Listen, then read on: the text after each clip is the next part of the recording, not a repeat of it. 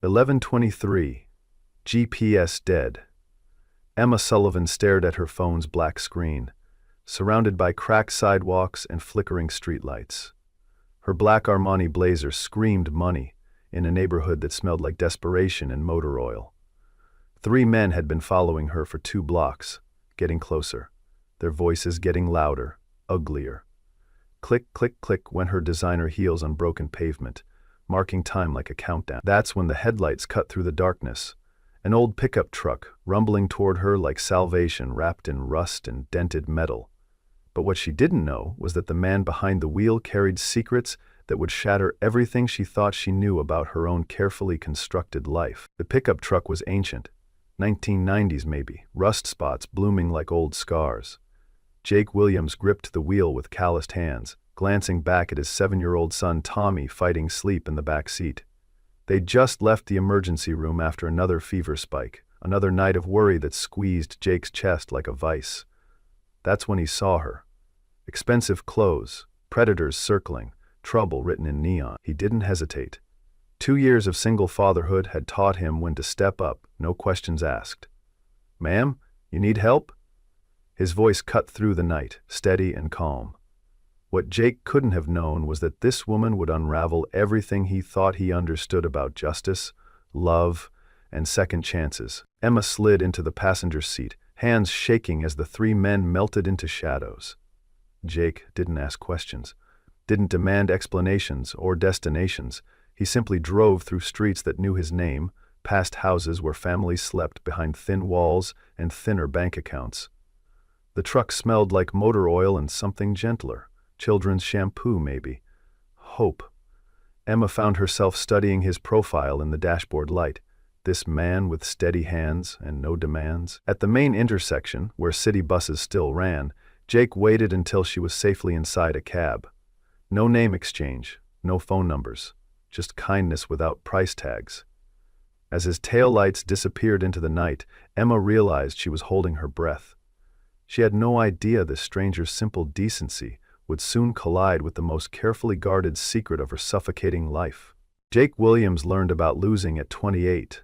Rebecca had been a 3rd-grade teacher who stayed late for kids with empty lunch accounts and broken homes. Ovarian cancer took 18 months to kill her, but it felt like 18 years. Tommy was 5 then, old enough to know Mama wasn't coming back, too young to understand why Daddy sometimes cried in the shower. Jake sold their suburban house and moved here, where rent was cheap and neighbors minded their own business. He'd been an aerospace engineer once, designing satellite components that still orbited somewhere above their tiny apartment. But grief reshapes priorities, and Jake found peace fixing things with his hands, problems with visible solutions. Tommy was his world now, his reason for 5:30 alarms and bedtime stories. What Jake didn't know was that the woman he'd rescued carried a choice that would test everything he'd learned about protecting the people you love. 3 days later, Emma stood outside Rodriguez's auto shop, holding groceries and feeling like a fraud. Jeans instead of designer suits, canvas sneakers instead of Louboutin heels. But she still felt costumed, playing dress-up in someone else's life. Through the open bay door, Jake worked beneath a Honda's hood with absolute concentration. Tommy sat nearby at a makeshift desk, coloring with his tongue poking out, the way children do when they're trying their hardest. Emma had spent 72 hours thinking about this moment, about kindness without invoices. In her world, every favor came with compound interest, but this man had simply done what was right, and somehow that had cracked something behind her ribs. "Excuse me," she called out. Jake looked up, surprise flickering across his face. Then something warmer. "I brought lunch to say thank you." Tommy's eyes went wide at the grocery bag, and Emma felt that sharp twist again, the one she couldn't name. Jake wiped his hands and studied her face. Not suspicious exactly, but careful, the way single fathers learn to be. "You didn't have to do that," he said, but his voice carried warmth, and Emma caught how his eyes checked Tommy first, making sure his son felt safe with this stranger. They ate sandwiches on upturned crates while Tommy chattered about space exploration and school projects. Jake listened with the kind of attention that made the boy glow, reaching over to wipe mustard from Tommy's chin without breaking conversation. Emma found herself drawn into their rhythm. the way they finished each other's sentences, their easy laughter. It had been years since she'd sat anywhere without checking her phone, years since simple contentment felt possible. When Tommy asked if she had kids, Emma's chest tightened like a closing fist. "No," she said quietly. And Jake heard something beneath the word, some barely contained fracture that made him gently redirect. As afternoon stretched into evening, Emma realized she didn't want to leave. For the first time in memory, she could breathe. Over the next 2 weeks, Emma invented reasons to visit. Morning coffee deliveries, afternoon homework help, learning to hand Jake tools while he worked under hoods of cars that had seen better decades. She deflected personal questions with corporate-honed skill, but couldn't hide how Tommy's laughter lit her up, or how she memorized every detail of their conversations. Jake began anticipating her visits with intensity that surprised him. Rebecca had been gone 2 years, but grief still sat in his chest like a stone. Emma's presence felt like sunlight through heavy curtains, gentle and gradual, and somehow healing. Tommy started drawing pictures that included a woman with dark hair and kind eyes. Jake found himself wondering what it meant to let someone new into their carefully protected world. Neither spoke about the growing tenderness between them, but it lived in brushed fingers when passing wrenches, in saved pieces of pie, in comfortable silences that stretched like unspoken promises. They were building something fragile and precious, brick by careful brick. One Thursday evening, Emma helped Tommy sound out difficult words while Jake worked late on a stubborn transmission. The overhead lights caught something that made Jake's stomach clench. Emma's watch, partially hidden beneath her sleeve, flashed expensive metal and precision craftsmanship. Patek Philippe. Worth more than he made in 2 years. She'd been so careful about everything else, always dressed simply, carrying herself like she belonged in their world. But the watch gave her away, and questions flooded in like cold water. Why would someone who could afford a $50,000 timepiece spend afternoons in a rundown auto shop? What was she running from, and more importantly, what was she hiding? That night, after Tommy fell asleep, Jake lay awake staring at ceiling stains and wondering if he'd been a fool. Rebecca's honesty had been the foundation of everything they'd built together. Trust was the most dangerous gift you could give another person, and Jake was starting to wonder if he'd given his to someone who didn't deserve it. Emma Sullivan first understood that love was a luxury at 12 years old. Her father, William, had built Sullivan Industries from one electronics store into a multinational empire through pure will and absolute refusal to show weakness. Her mother died when Emma was too young for real memories, leaving only photographs and vague warmth when Emma wore her pearl necklace. William raised his daughter like he ran his company: clear expectations, measurable goals, zero tolerance for failure. Emma excelled at everything, graduated summa cum laude from Harvard Business School, became CEO at 28 when William's heart attack forced his semi-retirement. But success was a golden cage, and she'd never learned to want anything for herself. 3 months ago, William announced her engagement to Christopher Morrison, heir to Morrison Holdings, and what he called a strategic partnership securing our family's legacy. Emma said yes because refusing meant disappointing her father, which felt like dying. The wedding was set for December 15th, planned by committees who discussed her life like a marketing campaign. The night she met Jake, Emma had been running from her own engagement party. She'd stood in the Four Seasons bathroom, staring at her reflection, and realized she couldn't pretend happiness about marrying a stranger anymore.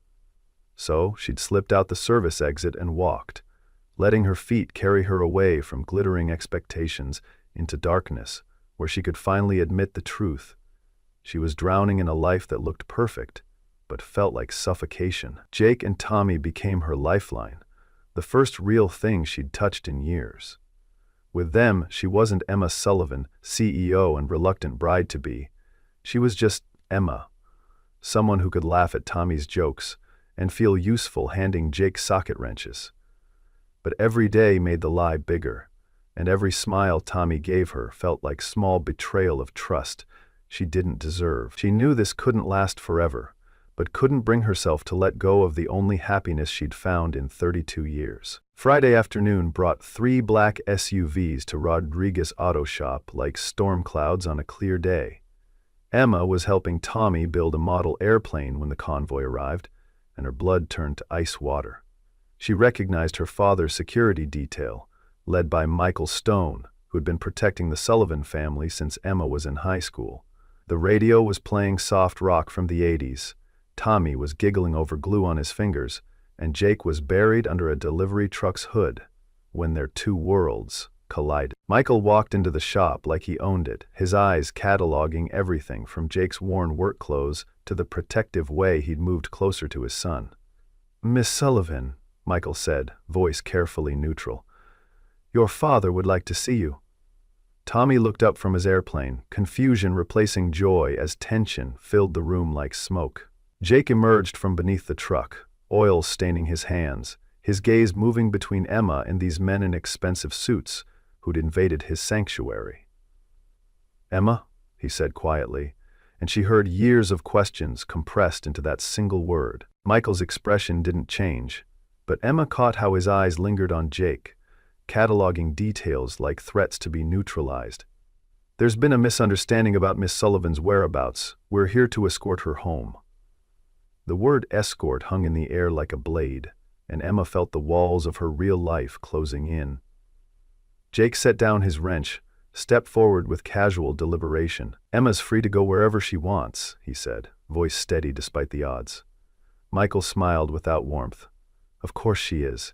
Miss Sullivan is the CEO of Sullivan Industries and engaged to be married to Christopher Morrison. I'm sure she's explained her circumstances." The words hit Jake like physical blows. CEO. Engaged. Everything about Emma suddenly made terrible, crystalline sense. The expensive watch, the careful questions, the distance she maintained even in their closest moments. Tommy tugged at his father's shirt. "Daddy, what's happening? Why do these men want to take Emma away?" The innocence in his son's voice shattered something inside Jake's chest. He'd thought they were building something real, something that could last. Instead, he'd been a charity case, a walk on the wild side before Emma returned to her real life. Emma knelt to Tommy's eye level, hands shaking as she touched his cheek, the little boy who'd become her anchor, her reason for believing in goodness. "I have to go, sweetheart, but you take care of your daddy, okay?" Tommy's face crumpled like paper in rain. "But you'll come back, right? You promised we'd finish the airplane." Emma's composure finally shattered, tears spilling as she pulled Tommy into a fierce hug. "Sometimes grown-ups make promises they can't keep," she whispered, hearing Jake's own words to Tommy after Rebecca's funeral echoed back to her. I'm so sorry," Michael cleared his throat with bureaucratic precision. "Miss Sullivan, your father is waiting." Emma stood slowly, legs unsteady as a newborn colt's. She looked at Jake, searching his face for something she wasn't sure she deserved to find. Forgiveness, maybe. Understanding. "I never meant for this to happen," she said. Jake's jaw tightened like a closing trap. "Which part? The lying or the letting us care about you?" The pain in his voice cut through her like broken glass. "All of it," she whispered. "I never meant for any of it." Michael gestured toward the door, and Emma walked toward the SUVs like a woman heading to her execution. Just before she reached the threshold, she turned back one last time. "Jake, I want you to know—" "Don't," he said quietly. "Just don't." She nodded, understanding that some bridges burn the moment you cross them. Some words can't unbreak what's already shattered. As the SUVs pulled away with tinted windows and government plates, Jake stood in the doorway holding his son while Tommy cried for the woman who'd taught him that love could disappear without warning. The model airplane lay half-finished on the workbench, a small monument to broken promises and the dangerous mathematics of letting strangers into your heart.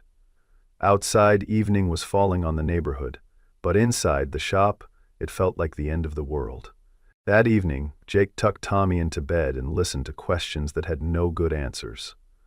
Why had Emma left with the scary men? Why couldn't she stay?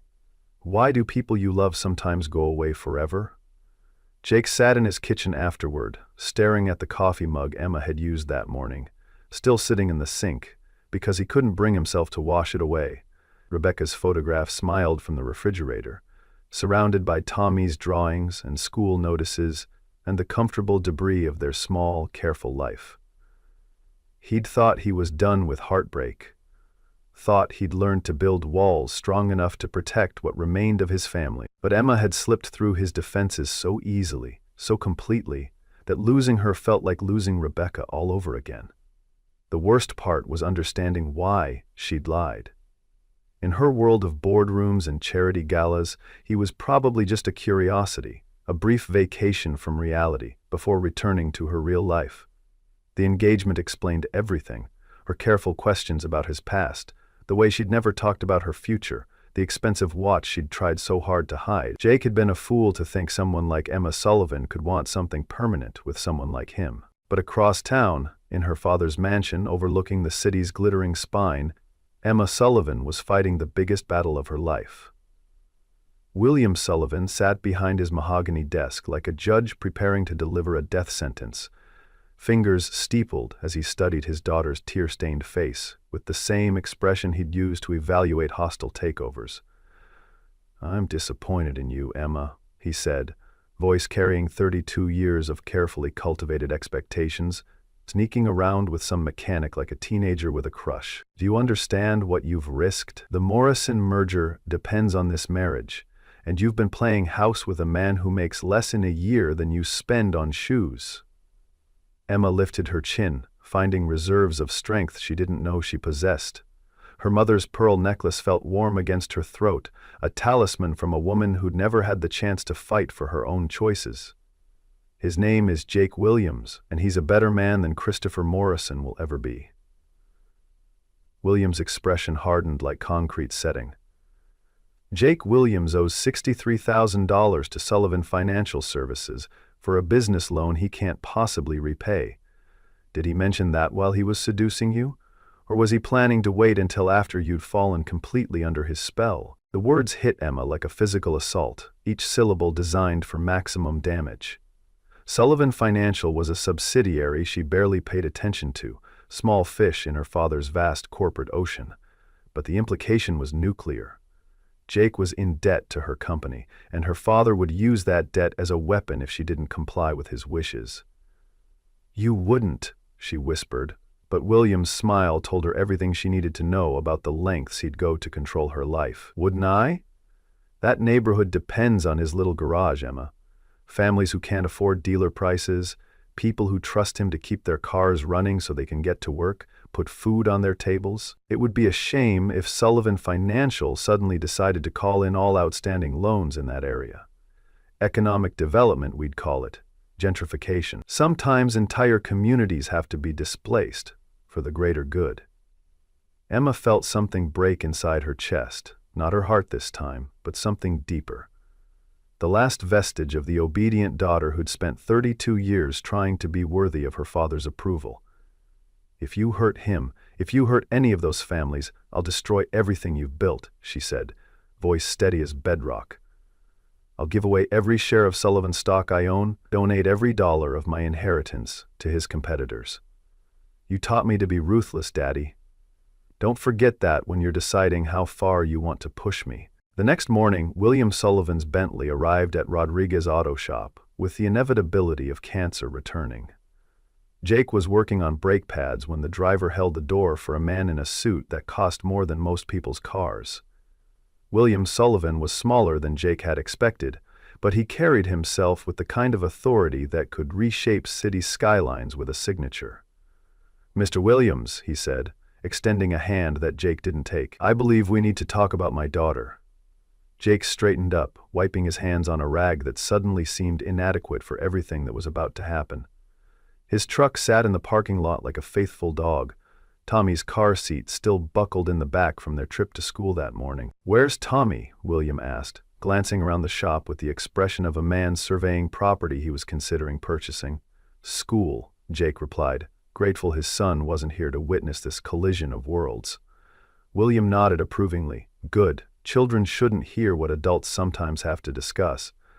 He reached into his jacket with ceremonial precision and withdrew a check, placing it on Jake's workbench like an offering to the gods of capitalism. $100,000. More than enough to pay off your business loan and provide for your son's education.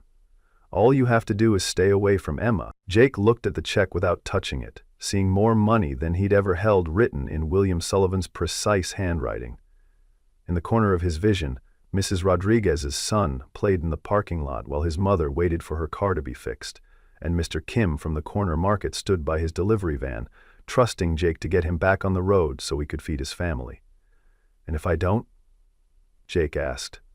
William's smile was winter cold, the expression of a man who'd built an empire by never accepting no as a final answer. "Then Sullivan Financial Services will call in your loan immediately." "Immediately? This neighborhood doesn't have many auto shops, Mr. Williams. It would be a shame if the families who depend on you had nowhere else to go." The threat hung in the air like smoke from a house fire, and Jake felt something inside his chest crack. Not heartbreak this time, but pure rage at this man who thought everything was for sale, who'd use working families as leverage to control his daughter's life. "You think everything has a price?" Jake said quietly. William adjusted his cufflinks with practiced ease, the gesture of a man comfortable with his own power. "Everything is for sale, Mr. Williams. The only question is whether the buyer can afford it." Jake picked up the check, studied it for a long moment while William Sullivan waited for capitalism to work its magic. $100,000. Tommy's college fund. Freedom from debt. Security for the families who trusted him with their transportation, their livelihoods, their Friday afternoon paychecks. Then Jake tore the check in half, let the pieces flutter to the oil-stained concrete like expensive confetti. "Then I guess you can't afford me," he said. William's composure cracked just slightly, revealing something ugly underneath the polished exterior. "Don't be foolish. You have a son to think about. What happens to him when you lose everything because of your pride?" Jake stepped closer, and for the first time in the conversation, William Sullivan looked uncertain. Here was a man who'd never had to fight for anything with his hands, who'd never learned that some things couldn't be bought or intimidated into submission. "My son needs to see that some things aren't for sale," Jake said. "Like dignity, like love, like doing what's right even when it's hard." William collected the torn pieces of his check with sharp, angry movements, his face flushed with the unfamiliar sting of rejection. "Emma is getting married in 6 weeks, Mr. Williams, to a man who can give her everything she deserves. What can you offer her?" "This." He gestured dismissively at the shop, at Jake's life, at everything that had seemed solid and real just moments before. "I can offer her the truth," Jake said. "Can you?" William Sullivan drove away without another word, leaving Jake standing in his shop with the taste of victory and defeat equally bitter in his mouth. He'd won the battle but might have lost the war, because men like William Sullivan didn't stay defeated. They regrouped, found new angles of attack, used their resources to crush anyone who dared to stand in their way. Jake thought about Emma, trapped in her father's mansion like a princess in a tower made of money and expectations. He thought about Tommy, who'd lost one mother already and didn't deserve to lose another parent figure because of adult complications he couldn't understand. Most of all, he thought about the families in this neighborhood who depended on him, who couldn't afford to become collateral damage in someone else's family drama.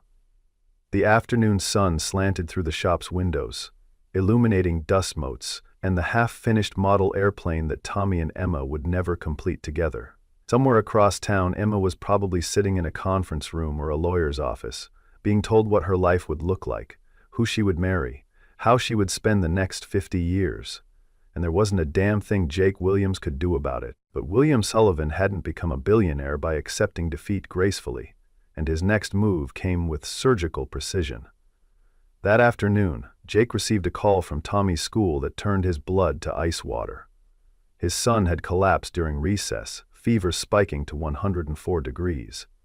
Jake raced to the hospital, his hands shaking as he filled out paperwork and waited for doctors to tell him whether his world was about to end again. Tommy was admitted for observation, his small body dwarfed by the hospital bed, IV lines threading into his tiny arms like mechanical spiders. The doctors spoke in careful, measured tones about viral infections and monitoring protocols, how these things sometimes happened with children, but Jake heard the uncertainty beneath their professional calm. He called his boss at the garage, arranged for time off he couldn't afford, and settled into the uncomfortable chair beside Tommy's bed to wait and pray and wonder if this was William Sullivan's doing or just the universe's cruel sense of timing. That's where Emma found him, 6 hours later, her face pale with fear and exhaustion, still wearing the business suit from whatever meeting her father had dragged her to. "The school called your emergency contact list," she said quietly. "I was still on it." Jake looked up at her, his eyes red-rimmed with worry and sleeplessness, and felt something crack open in his chest. Despite everything that had happened, despite the lies and the revelations and the burned bridges, she'd come. "Your father threatened to destroy my business if I didn't stay away from you," he said, voice flat with exhaustion. Emma's face crumpled like paper in rain. "I know." I tried to stop him, but he wouldn't listen. "Jake, I'm so sorry." Tommy stirred in his sleep, and both adults fell silent, watching the rise and fall of his small chest, the monitors that beeped reassurance into the sterile air. "He's going to be okay," Emma whispered, touching Tommy's forehead with gentle fingers that remembered bedtime stories and homework help and model airplane construction. "Kids are resilient." Jake caught her hand, held it for just a moment before letting go, and in that brief contact Emma felt everything they'd lost, and everything they might still save. "Emma, I need you to understand something," Jake said, voice barely above a whisper to avoid waking Tommy. "I can't give you the life you're used to. I can't compete with mansions and private jets and whatever else comes with your world. But I can love you completely, and I can promise you'll never have to pretend to be someone else when you're with us." Emma's tears fell silently onto the hospital blanket, each drop carrying the weight of 32 years of living someone else's life. "It doesn't matter what I want," she said. "My father will destroy you and everyone who depends on you, and won't let that happen." Jake leaned back in his chair, studying her face in the harsh fluorescent light that made everything look like a crime scene. "So, that's it? You're going to marry someone you don't love to protect me from your father?" Emma nodded, unable to speak past the concrete in her throat. Jake was quiet for a long time, listening to the beeping of Tommy's monitors and the distant sounds of hospital life continuing around them. Finally he spoke. "What if there was another way?" Emma looked at him, hope and desperation warring in her expression like armies on a battlefield. "What do you mean?" Jake stood up, began pacing the small room with the restless energy of a man making a decision that would change everything. The vinyl floor squeaked under his work boots, and somewhere down the hall, a television played late-night infomercials to empty rooms. "Your father thinks he can control you because you need his money, his approval, his empire. But what if you didn't? What if you walked away from all of it?" Emma shook her head like he'd suggested she sprout wings and fly. "Jake, you don't understand. I can't just quit being who I am." "You're not who you are because of your father's company," Jake said, stopping beside her chair. "You're who you are because of how you treat my son, how you light up when you solve a problem, how you make terrible coffee but keep trying because you want to contribute something. The woman I fell in love with isn't Emma Sullivan, CEO. She's Emma, who sits on the floor building model airplanes and doesn't care that she gets glue on her expensive clothes." Emma stared at him, her mind racing through possibilities she'd never allowed herself to consider.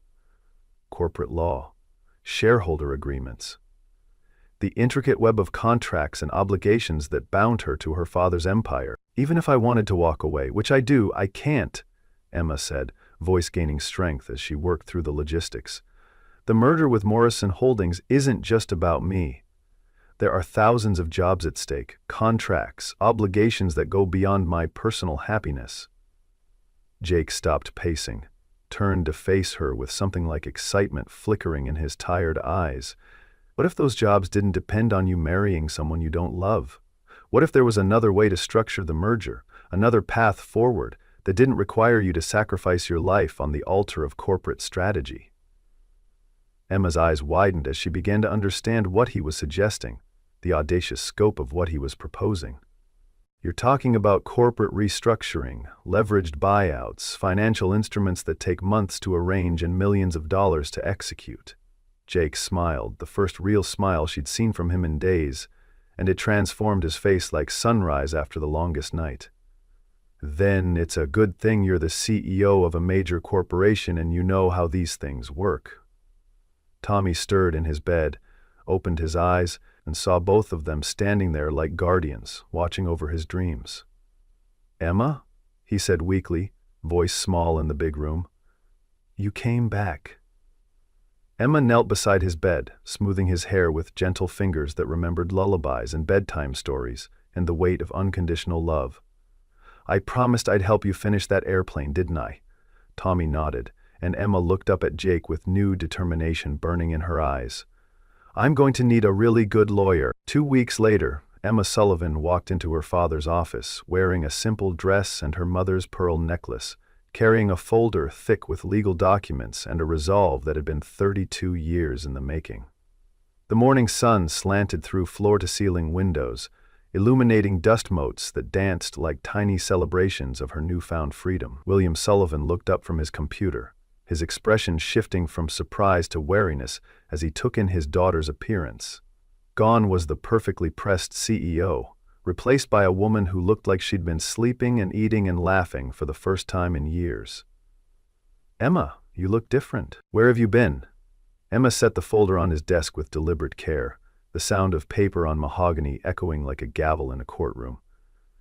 "I've been learning about corporate law, Daddy, specifically about shareholder rights and board governance, and what happens when a CEO decides she's tired of being a marionette dancing to someone else's strings."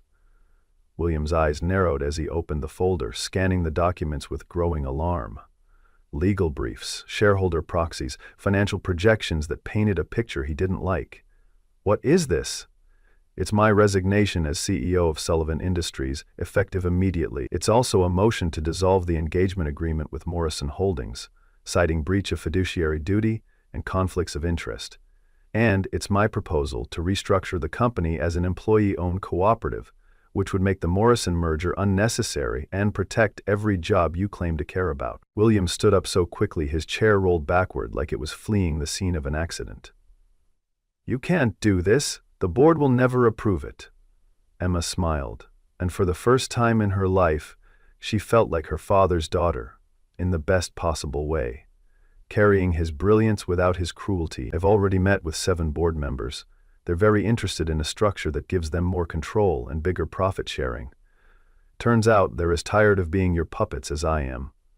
William's face went through a spectrum of colors, red to pale to something approaching gray. "This is about that mechanic, isn't it?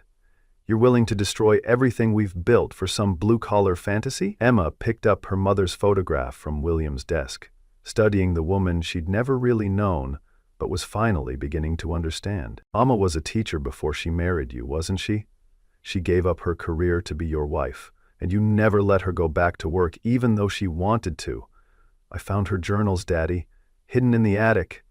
I know how unhappy she was, how she dreamed of having her own classroom again." William sat down heavily, suddenly looking older than his 68 years, the weight of decades pressing down on his shoulders. "Everything I did for you, to give you opportunities, security, a future better than anything I could have imagined. You gave me a cage," Emma said gently, her voice carrying love alongside the hard truth. "A beautiful, expensive cage, but still a cage. I'm not ungrateful for everything you provided, but I can't live my life trying to be worthy of your sacrifices. I have to make my own choices, even if they're wrong." She kissed his forehead, the first physical affection she'd shown him in years, and tasted salt from tears she didn't know he'd shed. "I love you, Daddy, but I'm done being afraid of disappointing you." William Sullivan watched his daughter walk out of his office, carrying herself with a confidence he'd never seen before, and realized that he'd raised exactly the kind of woman he'd hoped she'd become, just not in the way he'd planned. The irony wasn't lost on him. In trying to protect her from making the same mistakes her mother had made, he'd forced her into a different version of the same trap. Maybe it was time to admit that Emma Sullivan was smarter than her old man, brave enough to bet everything on love and hope and the radical idea that happiness might be worth more than security. Through his office windows, the city spread out below like a circuit board, all those lights representing lives and dreams and choices people made every day. Somewhere out there, his daughter was about to discover whether love was stronger than money, whether 2 people from different worlds could build something that would last. And for the first time in 32 years, William Sullivan found himself rooting for someone other than himself. 3 months later, Jake Williams stood in the parking lot of his new auto shop, watching Tommy help Emma paint a sign that read, "Williams and Associates, honest repairs for honest people." The October air carried the smell of burning leaves and possibility, and the shop itself buzzed with activity as 12 employees serviced cars for 3 different neighborhoods. The business loan from Sullivan Financial had been forgiven as part of Emma's severance package, and with her investment and his expertise, they'd built something that felt like more than the sum of its parts. Emma had used her MIT business degree to streamline their operations and her network, to secure contracts with local delivery companies, but more importantly, she'd found her calling, teaching financial literacy classes at the community center. Jake had never seen her happier than when she was explaining compound interest to teenagers who actually listened because she spoke their language. The work wasn't glamorous, but it was real, and it was theirs. Tommy had made a complete recovery from his hospital stay, though he still insisted on sleeping with the model airplane he and Emma had finally finished together, its plastic wings painted the color of hope. They'd been living together for 6 weeks now, in the 3-bedroom house they'd bought in Tommy's school district, and Jake still sometimes woke up surprised to find Emma beside him, her dark hair spread across the pillow like spilled ink. They hadn't talked about marriage, or forever, or any of the big questions that usually terrified him. Instead, they'd built something day by day, conversation by conversation, shared meal by shared meal. Emma had learned to cook eggs without burning them, and Jake had learned that love didn't always have to hurt, that sometimes it could feel like coming home after a long journey through unfamiliar territory. Rebecca's photograph still sat on the kitchen counter in their new house, next to pictures of Emma and Tommy building snow forts and Jake teaching Emma how to change a tire. There was room for all of their history now, all of their love, without anyone having to diminish to make space for someone else. "Daddy, can we show Grandpa William the shop?" Tommy asked, stepping back to admire his handiwork, more paint on his clothes than he'd managed to get on the wood. Jake and Emma exchanged a look that contained months of careful negotiations and gradual progress. William Sullivan had been slowly warming to their relationship, though he still sent Emma financial advice she didn't ask for, and occasionally made pointed comments about different life paths. But he'd also attended Tommy's school play, and brought thoughtful gifts on his birthday, and Jake had seen the way the old man's face lit up when Tommy called him Grandpa. "Maybe next week," Emma said diplomatically. "When we're all settled in?" Tommy nodded and ran off to explore the empty bays of the garage, his voice echoing as he made engine noises and pretended to fix invisible cars. Jake put his arm around Emma's waist, pulling her close as they watched their son play in the space that represented everything they'd chosen to build together. The smell of motor oil and new paint mixed with Emma's shampoo, creating a combination that somehow smelled like home. "Any regrets?" he asked quietly, and Emma leaned into his warmth, breathing in the familiar scent of motor oil and soap, and the beautiful ordinary chaos of a life lived on their own terms. "Only that it took me so long to find you," she said, and Jake kissed the top of her head, tasting sunshine and possibility and the sweet exhaustion of dreams coming true in unexpected ways. The sign swayed gently in the afternoon breeze, and somewhere in the distance they could hear Tommy's laughter, mixing with the sounds of traffic and life, and the beautiful ordinary symphony of a neighborhood where everyone knew their names, where love had learned to grow in the spaces between what was expected and what was real.